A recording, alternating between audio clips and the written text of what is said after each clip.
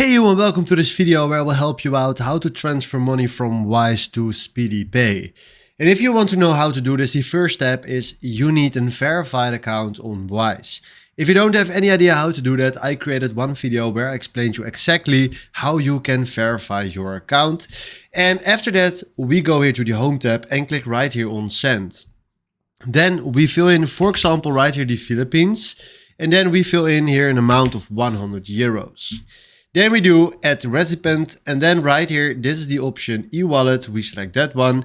And now we need to decide if you want to send money to myself or to someone else. So I want to send money to someone else, so I click on that. And then we fill in right here their email.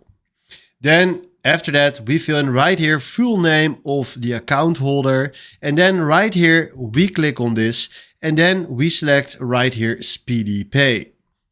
Then after that, we fill in the recipient's e-wallet number and then the city, and then we do continue. Right now, if you can see, everything is red right here because I didn't fill in all the details because I don't have a SpeedyPay account. But if you did all the information right here correctly, he will send you to the review page. Then right there at the review page, you can check your details and do the last steps. And then click on continue again, and then he will send you to the pay page.